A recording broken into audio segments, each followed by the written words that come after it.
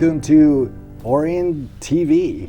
I'm Kevin Allen. I'm with the great Jennifer Gentner tonight. Writer, director, producer. Is there anything you can't do? I don't think so. I gotta do it all. Okay. You're also producer for the 40-hour film project coming up. So That's correct. Can we talk about that for a minute? Yeah, absolutely. Contest. Yeah. 2 days to make a movie. Absolutely. Great prizes. Yes. Yes. How do we start? What's the process? So it's exactly how it sounds. We are actually making a full movie in 2 days' time. A short film. That's impossible. No, it's totally possible. And it's just a short film, like 4 to 7 minutes long. And you get everything to do in that time. You get to write, produce, and actually edit everything in 2 days' time. That sounds crazy. It's How do you guys sleep? Some people don't sleep. That's the thing. So, but the great thing is that you get a team of people together, and we have this great kickoff event where the team leaders and anyone else can come, and then we do a genre drawing. And so you can't pick your own categories, what you're saying? Yes, everything we do, we pick right out of a hat. What kind of categories are there? Okay, so you can have anything from comedy, drama, to a fish out of water story, action adventure. Opera? Yes, one year we actually had like an opera or musical. They used to have that would totally suck. There used to be a category called the Western musical. So you could choose even Western or musical. Or both? Yes, and actually, so I actually participated myself for about 8 years before I became the producer. And one year we actually got Western musical, and we made a musical Western. Did you place? No, we did. No, we won an award, but we didn't place. Okay. But we did all the original music in 48 hours time. Cool. It was great. Yeah. Like, how big are the teams usually for the films? Like, are they? You can have as many people as you want. You can have as little as you want. I mean, we've had people in the past be like a one-man team. Last year we had a team that had 55 people. So 55 people? 55 people. Did they win? They got second place. Oh, they host something. And you just get your friends and make a movie and. Yeah, you can definitely get your friends together. We've got families who get together and do this, like parents and their kids that get together, high school students, college students. Wow. I mean, it can be anybody. And if they love film, you can completely participate. And I heard you guys show them on the big screen too. You get to see your work in a theater. Yeah, that's one of the best the cool parts of yes, it. Huh? Yeah. So after you're done making your film, we screen everything at the Main Art Theater in Royal Oak. Okay. And this year we're going to actually be doing it. It's 2 nights, 4 different showings. And it's going to be July 31st and August 1st. Wonderful. Yeah. How fun is that? It's exciting. It's very cool. Is there a lot of people that enter? Is there a lot of competition? Yeah, I mean, last year we had 50, what did we have? We had 52 teams. Wow. And that was good. That was a pretty good size. And everyone got all kinds of different genres. So the cool part about when you go to see the screening is you're never going to get the same type of genre. You could be seeing comedies, a horror film, a musical Western. Wonderful. Really. Yeah. That's really good. Gosh. And you did it yourself before you were a producer of this? I did, yeah. I competed. So you were in the trenches then? I was, yeah. So I totally know how it works, and we've had, there's been great experiences, there's been tough times, but I've always pulled through. I think we've always gotten our movie in on time. Did you ever cry? Yes, I did once. I did once. It was I feel like these weekends are always the hottest day of the year. Yeah. And I do remember a day I was awake for like 41 hours and completely exhausted and dehydrated. No. So I think some tears were shed, yes. Oh, God. And there's prizes involved, I heard. Yeah, absolutely. Okay. This year we've got some great sponsors. So we have Vegas editing software that we're going to be getting, Wright Brothers script writing software. Nice. We have IndieStream that is actually going to be giving away subscriptions to IndieStream as well as $500 in cash. Yes. So my favorite toy. Yeah, right? And the great part is everything we have you can turn around and we're giving you stuff that you can make your next short film. So, yeah. Very good. Sounds like a lot of fun. It's so much fun. Also, there's other projects you have coming up too, because you're a busy lady. I am.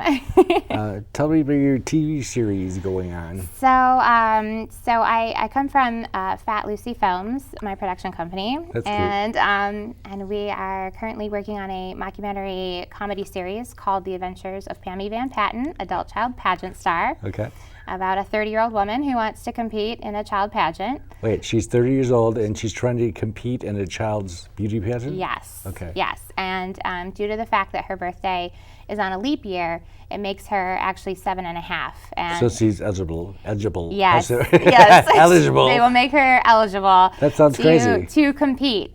Yes. But it's her lifelong dream to compete in this particular pageant, and they let her. So. And I heard the town people don't like it so much. No, the town people don't really like it that much. Yeah, that's a thing. So it's a great story because we have other pageant mothers who were very excited about, because it takes place in this small town where a documentary crew comes to film this pageant, but when they catch wind that there's a 30-year-old woman who is trying to compete, the story kind of becomes about her. Is Pammy kind of touched? No, she's just. What's she trying to prove? What's her like? She's a very sweet girl who means well. She's innocent. Yes, she is, and she just, this was something that she's wanted to do for a long time. And tell me this is a comedy, right? Yes, it's definitely a comedy. Okay. Good. Yes. And you're also doing one on vampires? Yes. Okay. Yeah, so I produce a show called Vamped. We are working on the pilot for that right now. Rocco Gerlanda is the creator and producer, and Mike Sneed is the director of the show. And it's been a lot of fun. That's actually a comedy as well. So really? We've actually sounds like you had a lot of fun with your work there. Yeah, which is great. It's really? Good. Yes. It's good to have funny stuff. It is, and we have funny friends anyways, don't we? Exactly. So it works out. Really? Yeah. It's amazing to watch you fly like that. So you're always so busy. So. Well, yeah, it's good. It's really good. I love what I do. Continued success to you. Okay? Yeah, thank you. Yeah. And how do people get a hold of you for the project? Like, is it email or? So we are going to actually have registration for the 48-hour film project is opening. Early bird registration is opening this Wednesday. Okay. So May 1st, and you can go right to our website, which is 48hourfilm. /Detroit. Okay. And so you can go in there. All the instructions for registration is right through there. I just might do it myself coming up. You should. But Jennifer, thank you so much for being on today. It's a sweetheart. Okay? Oh my goodness, thanks for having me. Yeah, my pleasure. We're not done yet. Please stay tuned for more of Orion TV. We've got things to keep you very interested, so thank you much. The National Association of Letter Carriers encourages you to take part in the 27th annual Stamp Out Hunger Food Drive on Saturday, May 11th. If you bag up and leave non-perishable food items at your mailbox in the morning, your letter carrier will collect it and bring it back to the post office. There, volunteers will box up the donations and deliver them to the Oxford Orion Fish Food Pantry. In 2018, the food pantry received over 58,000 pounds of food from Lake Orion, Oxford, and surrounding communities. Nationally, the NALC collects more than 71 million pounds of food in 10,000 communities in all 50 states. Take part in the Stamp Out Hunger Food Drive on Saturday, May 11th, and do your part to help local families and seniors in need. If you have any questions, visit NALC.org.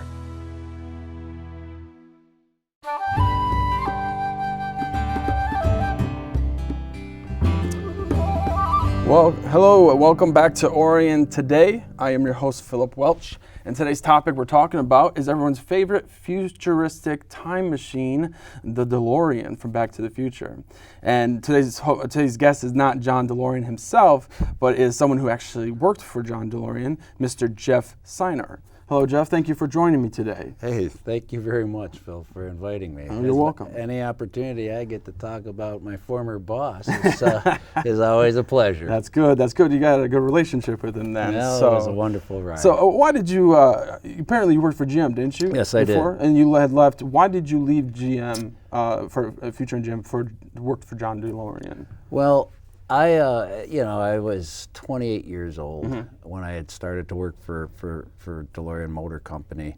I was an engineer at General Motors, as well as John DeLorean was, much my senior at the time. But I had gone to General Motors Institute up in Flint, Michigan, and got my mechanical engineering degree. Oh, so wow. I was already in a wonderful position. You were well off right to already, to have a career, wonderful career at Exactly. General Motors. But following Mr. DeLorean throughout my time there at General Motors and watching him just shine, it was such a unique experience that I was just fascinated and wanted to be part of his dream. Nice. And Mr. DeLorean, I believe you have a picture of him. Yeah, don't you? I do right here. Thank you. We'll go ahead and bring that up. Okay. He was a man who was way ahead of his time. Not only was he a brilliant engineer, but he had a vision. He was ahead. He had been in charge of Pontiac Motor Division. Oh, wow. And took them through a wonderful run. Oh, yeah. The Pontiac GTO. I mean, everyone's familiar with wow. that. Yeah, that's one of my favorite cars. That's his creation. Nice. He took a Le Mans that wasn't selling and said, let's put a big engine in this thing and put a GTO label on it, and he created that and brought Pontiac into that world. Nice. Hideaway windshield wipers. Something. wow. So it was his. He had so many different visions that I always was intrigued by him. And at 28 years old, I said, I want to work for this man. I want to ride his dream. Yeah, it's definitely a man you want to work for, definitely. Yes, and he had then moved on, left General Motors. He was slated to be the next president, but started his own car company. Nice. And that's something not many people do, and I, at that age, wanted to be part of such a one-in-a-lifetime Yeah, I don't know adventure. too many people that started their own car company. No. So, yeah. No. And on top of it, he did it like in 5 or 6 years. 5, 6 years. Oh, wow. Wow, that's... From conception to putting a whole company together, manufacturing plant and producing vehicles and a dealer network, everything. Nice. Not anyone I know can say they've done that today. Okay, cool. Then when he had left, there was a book that he had an author write for him. Okay. And I even have a picture here even of the that cover of it. It was Patrick Wright, J. Patrick Wright wrote this. On a clear day you can see General Motors. So if anybody wants to ever get his view of it, because he was a rebel within General Motors. So was it kind of like an autobiography in a way? Or it was, yes, No, it was okay. his storyline from that side, Okay. because he was a rebel in the eyes. General Motors at that time was a good old boys club, and he came to work with blue jeans on, open collar shirts, and did things his way. Yeah. So this book was very impressive Nice. to see his side of the story. Okay, cool, awesome. What was so unique about the design of the car? I mean, we have a picture of the car right here, actually, if we want to get a zoom in on that and stuff. But the DeLorean, what was so unique about the design that set it apart from, the Mustang, the Corvette, and anything else that was around at that point in time when they came up with this car? Boy, there's many things. First of all, look at the outside. Oh, yeah. Stainless steel. Nobody has ever made a vehicle out of stainless steel. Well, no. Will last forever. Oh, yeah. In part of this, he also this vehicle when you could only order it two ways: 2 ways. Okay. automatic transmission or manual transmission, because it had every option on it. Oh, really? Every option in that day of age, in 1980. Okay. From your rear window defoggers to, those things were options in those days. They were all included, and DeLorean's philosophy was simple. If I give them everything, they're not going to complain. Yeah. I can manufacture this vehicle more efficiency because I don't have to have multiple people on an assembly line, one putting in this AM radio, another guy putting in that CD radio. Yeah. Or not CD back then. No, yeah. I don't think they had it quite yet. Cassette. Yeah. Cassette. Yeah. So this streamlined the efficiency. Everybody was operating at 100% of every station of the line. He could make a shorter line and reduce costs, and give that back to the consumer because he's getting the benefit of it, as well as the stainless steel. Back then, in 1980, if you had a Ford Pinto, I tell you right then and there, even with the you haven't paid it off yet, and it's already a rust bucket. Okay. Give them stainless steel. Yeah, something that was more durable, that can last in the snow and like with salt on the roads and stuff like Forever. that. Yeah, and indestructible, basically. Yes, and that was his principle: is I give the consumer more. And then how does he win? He doesn't have to have a paint shop. At his plant, and in typical assembly plants, 1/3 square footage is just paint shop. Oh wow, really?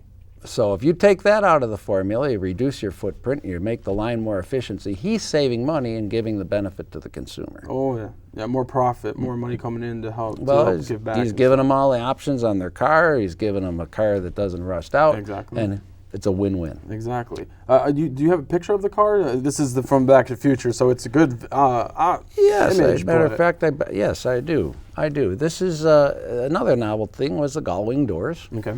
They were wow, sexy, as they'd say. Sex appeal, yeah. Yes, and everybody would say, yeah, but how do you get close to anything? How can I park that in my garage? Yeah. That door only required 12 inches of clearance. Are you serious? I could park that car in my garage closer than I could park my Chevy. You could put your bike in there too. Yeah, it was an astounding. Again, that was another feature that was pretty clever.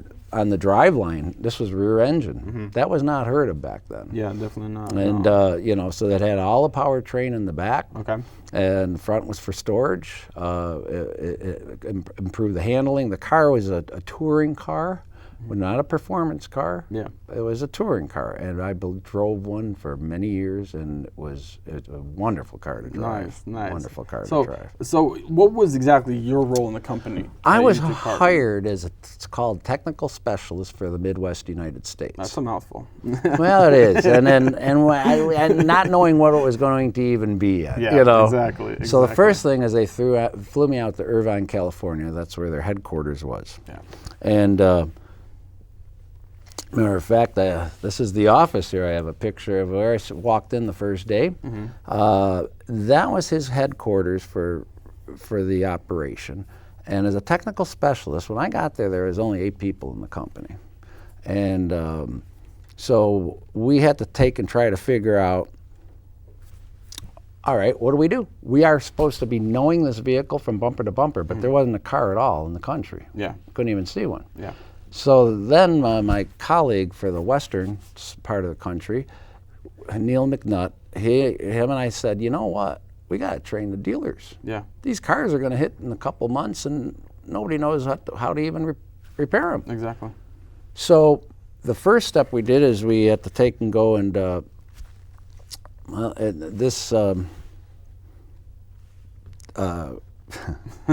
my pictures there sort of out of alignment. Out of alignment. Okay. We had created this.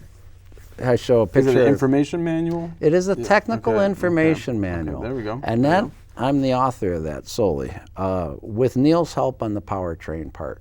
That is the only book that ever existed and was produced for. We went on a road show around the country to the dealerships. Okay. And taught the mechanics with our car, and each one got one of these manuals, and that was the only manual that ever really existed. So you said that was your solely, that's your baby, basically. That is. Okay, so every wiring schematic inside there is me with a straight line, straight edge, and colored pencils. Nice. So if someone wanted your autograph, they could bring that to you and have you sign it. I've done many. Like nice. There you go. There you go. I'm sitting with famous people. All right, that's great. So that's awesome. Did you have any other pictures you want to show? Well, yes. Then after I was out there, we trained dealers. Then we had we call them quality assurance centers, because the vehicles were not coming in and in a quality standard we felt. So we put one together out in Santa Ana, California.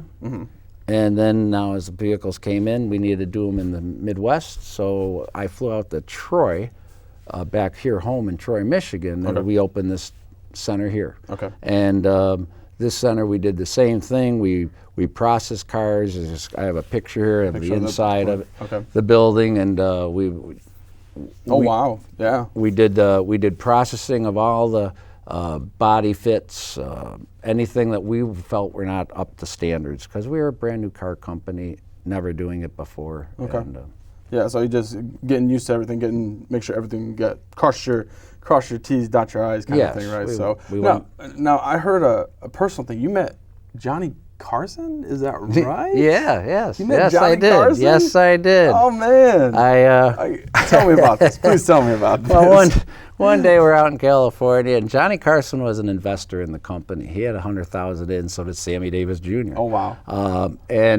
So Johnny had his car, and he's driving home from work from the studio one day, and his car breaks down. He's sitting on the side of the 405 with rush hour traffic. And he calls our office and gets with frantically, said, "Get me out of here." So the car was towed back to our shop there, and the alternator went out. Oh. We had some issues with the first supplier, French supplier, Ducellier. We replaced them with Motorola, and that's what we had to do to his car. Okay. So anyhow, we did that. And now my buddy Doug Patterson and I, we got to deliver it. Okay. So we got to deliver it, drive up to this gated community, guard, we're here to bring his car back. And we go in and knock on the front door, and I see Johnny bouncing across his family room like he would be on stage at his. Yeah. And he answers the door, and he goes, "Oh, hello, gentlemen, thanks for bringing my car back. Is it all set now?" And the funny line was, and my Doug Patterson just says, "Johnny, would you just take it a little easier on it next time?" And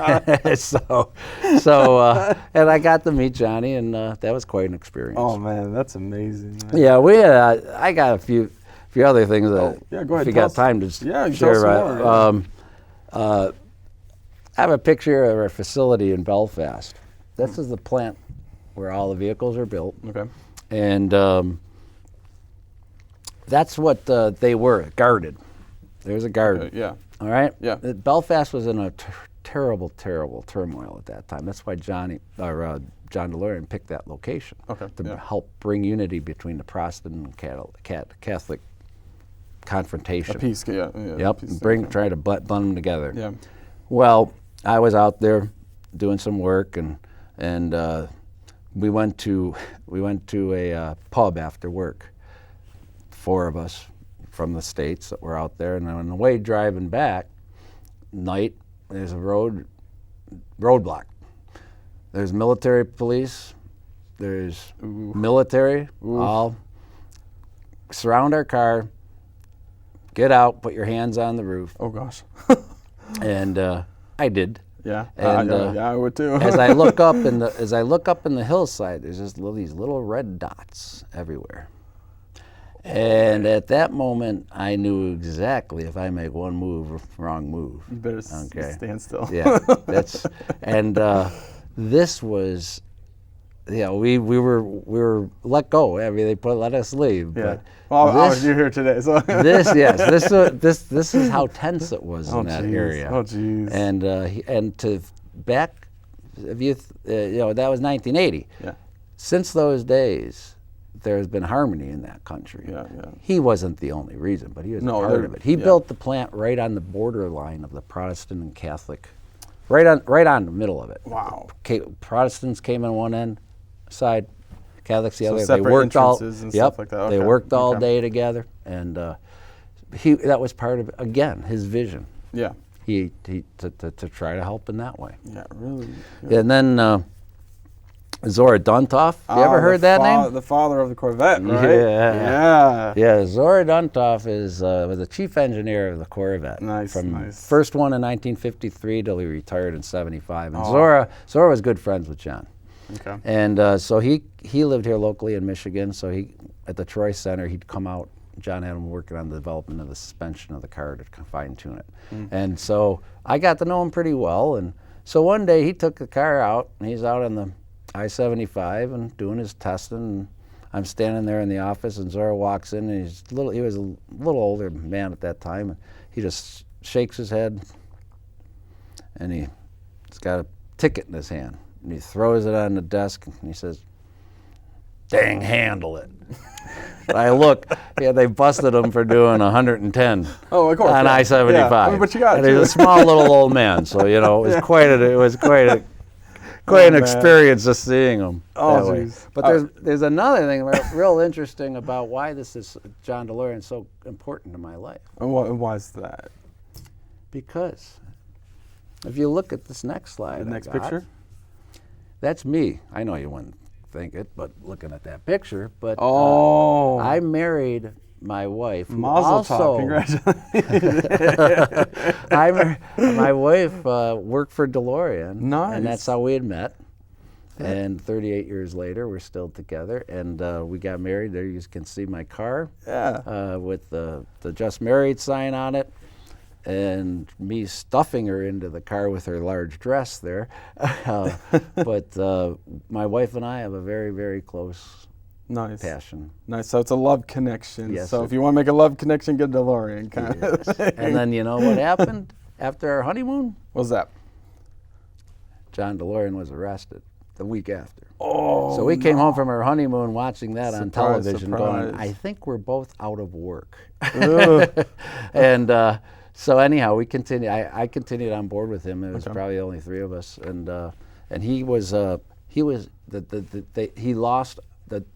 they took control of all his assets at that time, and so the company didn't have funding because they took all that. The government did. They seized everything at the time, so he paid us out of his own checking account, personal checking account, to try to keep us alive and not lose us. That's how much he hung on us. Matter of fact, if you look at this next picture I got, there's my last paycheck. Your last page. Now what's significant about this is it's John Z. DeLorean's personal Citibank personal checking account. Well, how about that? And it's checked insufficient funds. Well, there's an employer you want to have. An employer willing to give you all those money and stuff. That's great. But he was down to the well got dry even on his personal side. But wow. So I think we still have some more time. I have a question real quick. What do you think about the movie Back to the Future and using the DeLorean in that movie and stuff? Everyone, I think that's where everyone this knows is it little from and bugger stuff, right so. here. Yeah, this little thing we have right here. So. Yes. This was quite an interesting thing because that was years after the company had already dissolved. And the people that worked for DeLorean Motor Company, we thought, first off, what is this? Hollywood's getting into it, now it's going to kill us more, kill the car more. Yeah. Now ask any one of us, and it was the rebirth of the vehicle. And it is the best thing that could ever happen because the next generation now knows this vehicle through the course of just this movie. Yeah, I know I wouldn't know what a DeLorean was unless I saw Back to the Future, because that's how I got to know DeLorean, was with all these little features they had going on and stuff like that. Right, yeah. You got where they put the uranium in and the flux capacitors fluxing up front and That's stuff right. like that. 88 miles an hour. 88 miles an hour, Everybody man. knows that. Yeah. And that is just what's so wonderful is that through Hollywood, they brought the car another life. Nice. And I got a picture here. I just even show of it. If you gentlemen, want to take bring a up quick that picture. little peek, and nice. that's that was a lot put into it. And then there's Michael J. Fox, the king, or the that was so valuable to the success of the movie and the car. Nice. And Doc. And then there's Doc. Everyone's favorite. All right. Yes, Christopher Lloyd. And Great Scott, right? Yes, great Scott. Yes. Oh man. So yeah, we have our feelings now. In answer to your question is, it was a wonderful thing for the car. Yeah. Nice. So it's been what, 39 years? Yep. Right. Yep. 39 years since you first rolled the car off the line. Do you feel it has been forgotten at all? Like it's out of people's mind, and would you walk down that same road again, or would you change something? Without hesitation, I would walk down this road again identically. It was the best thing that I could have ever selected, and it was a wonderful adventure. Yeah. Do you feel people have forgotten about it a little much, or no? They haven't, because I thought they did it first for many years, but then now I find a cult out there of people that love this vehicle. Nice. And they're attached to it. It's part of their life, and I go to conventions now that they have and speak there. Okay, well, Jeff, I appreciate it. We're, as the license plate says, out of time. So, you know what I'm saying? So, Good thank one, you, Jeff. Phil. I appreciate Good it. one, Phil. Thank you for coming in today. Thank you very much. It's a pleasure. Thank you. And please stay tuned to Orion Today because we have more to come. Remember to watch where you've been, where you are, and where you're going. So, thank you very much.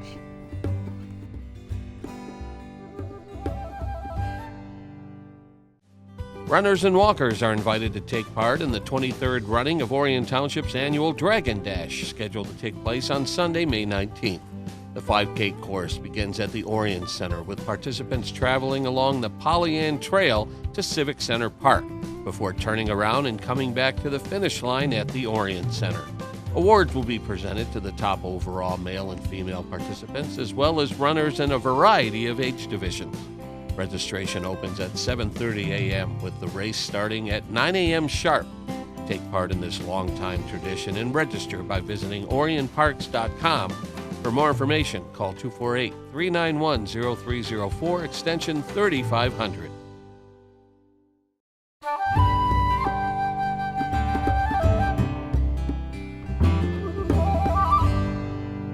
Hi, welcome back to Orion Today. I'm your host, Weam Namou, and my guest is Sonya Julie. Welcome. Thank you. Sonya is a content creator and an author, and today she is making kombucha, which is a tea, a type of tea. The first thing I want to ask you about is the name. What is kombucha? What is the history behind that? Yeah, it's an unusual name. Well, kombucha is a beverage that was created in the year 414 AD. It was created by a physician. His name was Kombu, and that's where the name originates from. He was creating an elixir or a tonic to bring to the Emperor of Japan. And what this is, kombucha is essentially, it's a sweet tea, and it's fermented. It's the sweet tea, and then you add in a SCOBY, and that's an acronym. It stands for a symbiotic colony of bacteria and yeast. Well, that doesn't sound too appetizing, but how did you get introduced to it? Well, my niece actually had brought a bottle home. She had actually brought some like this home. She got it at the store. You can find it at a lot of places like Meijer, Target, Kroger, that sort of thing. And she brought a bottle home, and the first time I tasted it, I thought it was absolutely horrible, actually. I thought it was really bad. I did not like it. But then a month later, I started having this craving, and I'm like, what am I craving?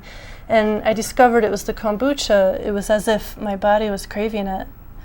Because it has all these healthy elements that... It does, yes. yeah. It really helps with digestion, your metabolism, your immune system. So personally, it really helped me with my digestion and my metabolism and my energy levels. Now, can you drink it hot or cold, or is it just a cold drink? It's typically, people drink it cold. You could probably have it at room temperature too. Okay. So can you show us? Sure, how you do absolutely. this? Okay. Yep. Is it complicated? I mean, what are the ingredients that are involved? It's pretty easy. I took a workshop about a year ago, and basically you start with a gallon of filtered water. Okay. And that's what I've got here on the stove. This is already prepared, but this was a gallon of filtered water, and then I add tea, just a basic black tea like this. I like to use Ceylon, that's one of my favorites, but I can try different types of black or green tea. How many bags do you use per? So, for 1 gallon, it would be 4 tea bags. Okay. And I've already brewed it. I brought the water to a boil. As soon as it's bubbling, I turn the heat off. I add the tea bags and let it steep. So I removed those, and then I went for this to cool off, typically to a temperature between 74 and 86 degrees. Okay. So before we got started, I double checked it, so it's good in that regard. The other thing, and sometimes I forget to do this, I don't anymore, I did when I first started, is to add 3/4 cups of organic cane sugar. Okay. And you want to make sure that you stir that in. So I'm just going to stir that in here.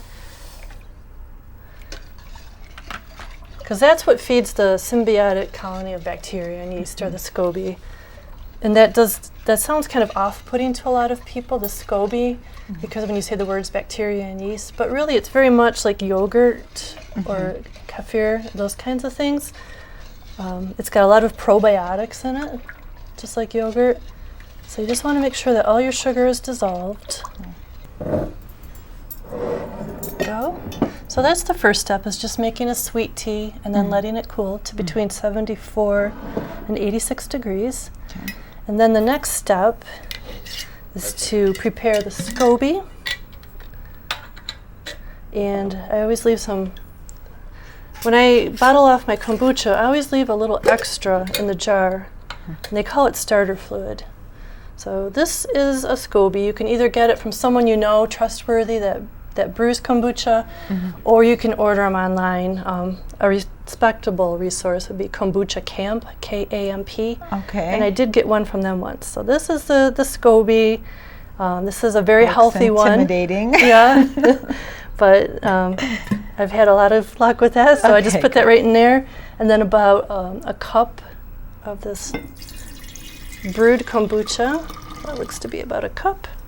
Well, you can use this each time that you're making it? Is it the same one, or do you have to? It's the same one that you can use. Okay. And it'll grow. And they grow so much, they start making new layers. Okay. And you can put them in another jar and reserve them. Okay, great. With and feed them sweet tea on occasion.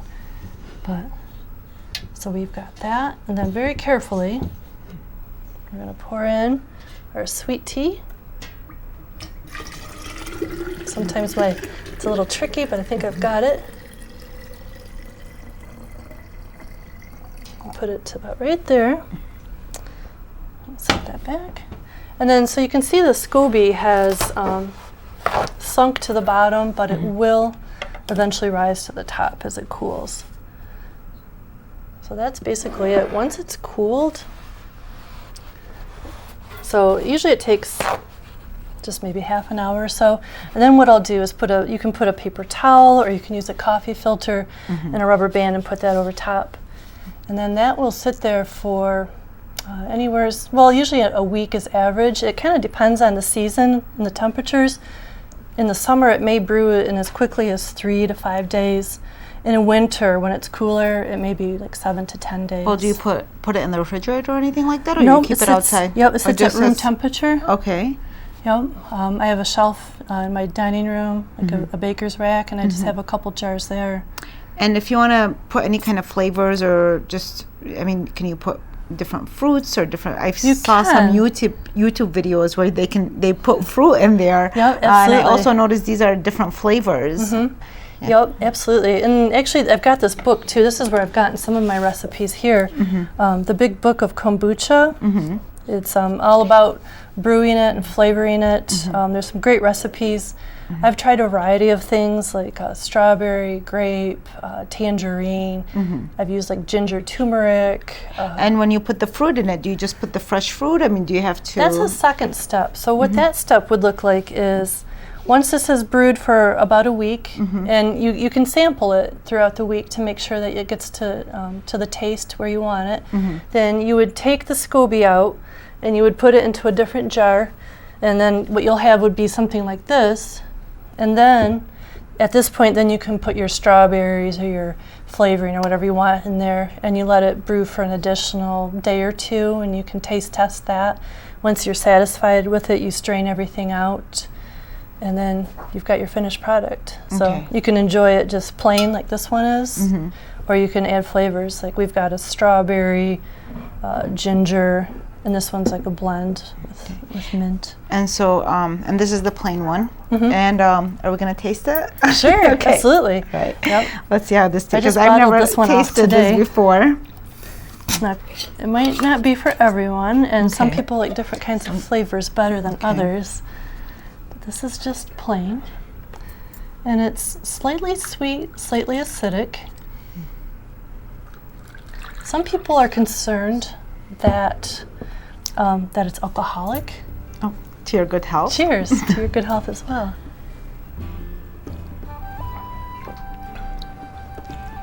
It's good. Good. Oh, I'm glad you like it. Yes, I do. I like it, and I'll make it one day, and I'll be having it. And I want to thank you for coming and showing us the recipe today, and most certainly. To thank all the guests that came on Orion Today. Thank you all, guests. Have a wonderful night.